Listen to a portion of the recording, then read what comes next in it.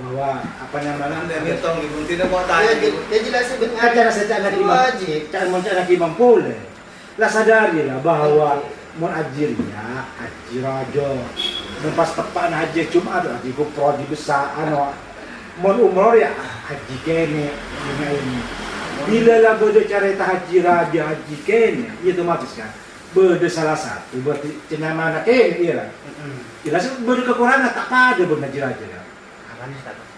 Yang sama Ustaz? apa nih sama dong tidak lain lah jelas tak ada suara tak ada kok saya tanya aku misalnya iya kan tak umroh ya bisa dilaksanakan intinya dengan kebutuhan lain nggak lebih tak kelar kok tak kelar kok saya tanya sih Enggak, nggak Pak. kemarin aku oke lah sekarang mau coba cuma persalahan jangan dipolitisi hukum ria banyak salah satu Aku politisi itu secara bahasa gamblangnya. politisi ya dijadikan fatwa untuk kepentingan diri sendiri bodoh apa mak muncul umroh itu sekarang berkewajib pola nah bodoh salah satu orang dia bapak nah pola nak apa saya panggil lagi mungkin ngosok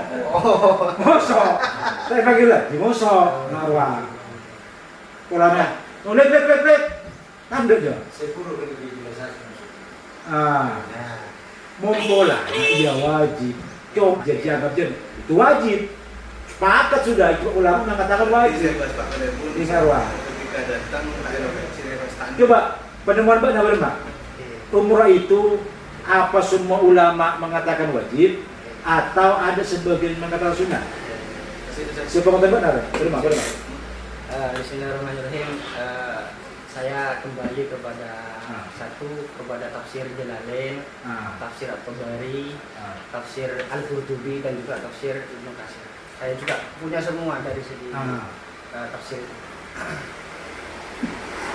Bismillahirrahmanirrahim. Ini penting juga saya sampaikan dari ayat Allah berfirman di Al-Qur'an ya, Al-Qur'an ini Al-Qur'an juz berapa ya? Juz 2. Juz 2 halaman bukan halaman. Ya halaman berapa? Halaman 30. Kemudian juga Al-Qur'an ayat surat apa ini? Al-Baqarah ayat 196. Allah jawab Bismillahirrahmanirrahim wa atimul hajja wal umrata lillah. Dan sempurnakanlah haji dan umroh itu karena Allah Subhanahu wa ta'ala. Fa in uhsirtum famastaysara minan hadi. Kemudian dari sini kita bisa mengambil kesimpulan bahwa bukan kesimpulan, kita ambil dulu pendapatnya para ulama tafsir. Bismillahirrahmanirrahim. Dari sini tafsir Jalalain dulu ya. Wa Quran fikih. Oh, ini bukan. Sip. Ini. Ya, saya minta pertama. Di tafsir Jalalain itu disebutkan ay adduhuma bihuquqihima. Ay adduhuma artinya laksanakanlah kedua-duanya itu bihuquqihima sesuai dengan hak-haknya haji dan haknya umroh. Itu yang pertama.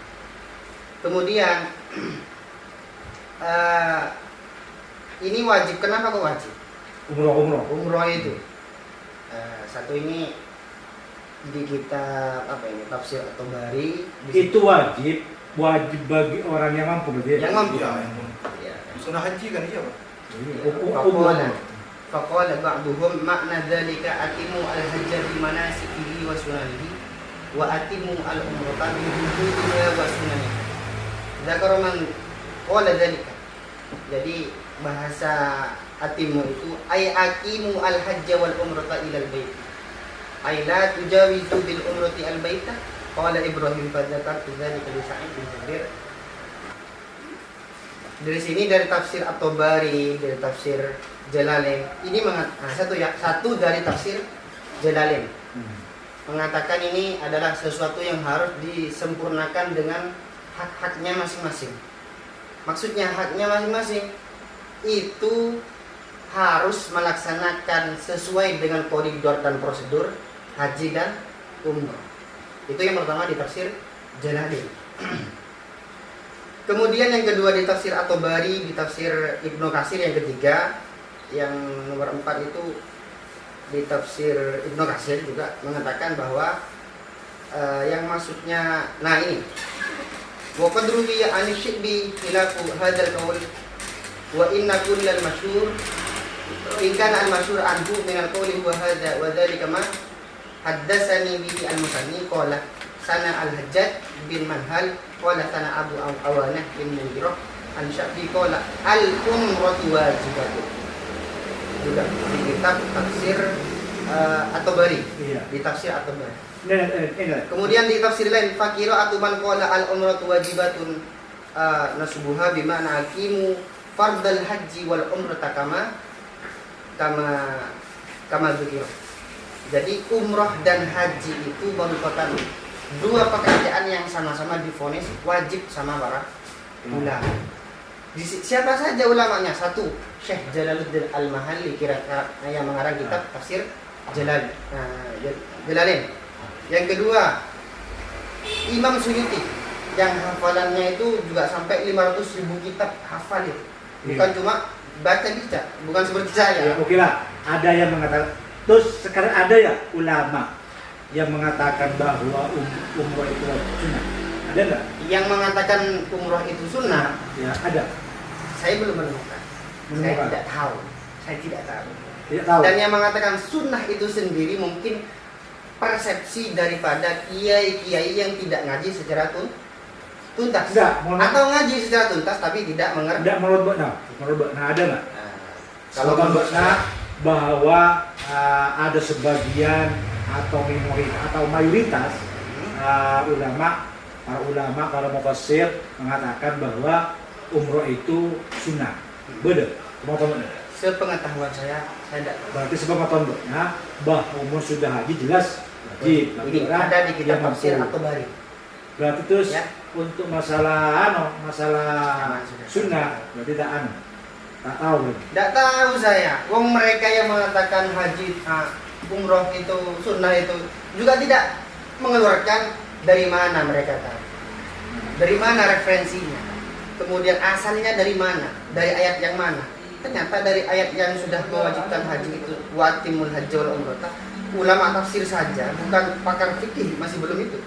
Tafsir yang sudah dekat dengan Rasulullah, para sahabat itu mengatakan umrah itu adalah wajibat. Terus kalau sekarang menunaikan negara, kalau memang menjadi ini sudah permasalahan lain sudah ya? Kalau sudah. Kalau masalah lain sudah ya, santai. Kalau wajib, iya kan? Biar anggaplah wajib ketika sekarang sudah melaksanakan umroh dan mampu, anggap anti bese, apakah masih wajib untuk haji? Begini, kan manis tato'a ilaihi sabilah. Man itu dalam bahasa Arab. Kalau tadi malam saya mengatakan man adalah isim mausul yang maknanya adalah umum. Man itu berisi bisa mufrad, tasniyah, jamak, mudzakkar, muannas. Maka seperti itu bisa jadi orang laki-laki atau perempuan, siapa saja lah man itu. Pokoknya manusia. Manusia orang, bun. Manusia orang. Jadi orang yang saya mampu, siapa yang mampu untuk haji ya sudah haji duluan. Siapa umpamanya mampunya umrah kan lebih murah. Otomatis mesti orang umrah. Maka tidak berarti umrah sekarang naik haji. Kemarin naik. Apakah umrah bisa wajib bagi yang mereka yang sudah? Oh iya, wajib. Begini saya jelaskan. Umrah haji yang dilakukan pertama kali. Ya, haji yang dilakukan pertama kali oleh seseorang yang sudah mampu. Umpamanya kaulah mampu. Amin deh. Amin Allahumma amin ya. Semuanya saya sudah mampu melaksanakan haji 1 kali di Mekah dan sampai wukuf di Arafah seperti itu. Maka itu status haji saya adalah haji yang wajib, fardu.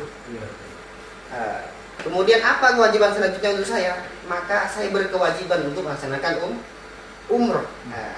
Ternyata di suatu hari saya juga dikasih rezeki sama Allah dan dipanggil untuk ke tanah suci Mekah dan saya melaksanakan umroh ketika itu juga. Dan haji umroh pertama kali yang saya lakukan itu adalah perkara fardu. Nah, itu pertama kali tok yang wajib. 1 kali dalam seumur. Nah, seumpamanya sampean ternyata usahanya lancar, rezekinya dikasih barokah sama Allah. Ternyata enggak boleh haji. Ingat Kiai Imam? Kiai mana? Yang budget beliau haji sudah berapa kali sudah, umroh apalagi. Enggak saya kalau sekarang iya. Berarti sunnah. Untuk haji yang selanjutnya selain yang pertama itu statusnya adalah haji yang sunnah. Iya, berarti kan Kemudian satu kali, umroh ya? yang dilakukan setelah yang pertama itu juga berlaku sunnah. Artinya tidak wajib lagi. Artinya dalam satu umur, dalam seumur hidup kita itu cuma satu kali umroh. Iya. Dan itu pun bagi manis atau ilaihi sabila. Saya mampu. Saya mampu. Buat nonton. Enggak, kalau sekarang ini Yang mampu, nah, Ini mampu, tak mampu. pertanyaan sekarang kalau mampu. Kok tanya-tanya aja dia. Umroh ya? kita tanya kanan dengar kolom. Ah, kok kita tanya, Bu? Hah? Kok bersih? Sudah fit ya, sudah enak ya. Sudah ya. Oke, Sekarang saya mau tanya Pak Ustaz. Hukum akikoh itu Pak Ustaz. Hukum akikoh itu ada, cuma saya itu kan buta agama lah ya. Ya, saya juga sebenarnya nggak tahu, tapi itu belajar Nah, juga sih. kita kan sharing Ustaz. Jadi ada yang mengatakan itu tidak boleh dimakan sekeluarga itu.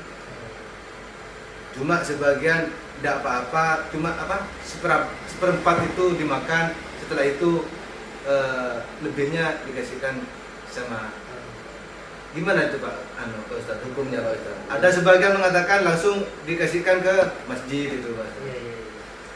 Ada begini ya, dalam akikoh itu ya, akikoh itu adalah kan begini di hadisnya. Al-gulamu murtahanun bi akikoti. Seorang anak itu tergadaikan dengan akikoh. Artinya ibadah kalaban akikoh. Dan akikoh itu adalah tujuannya supaya menebus apa namanya tadi? Gadai tadi kan? Dari kepada Allah Subhanahu wa taala. Nah, kemudian apakah boleh kita makan dari daging akikoh itu sendiri? Begini, akikoh itu hukumnya sunnah.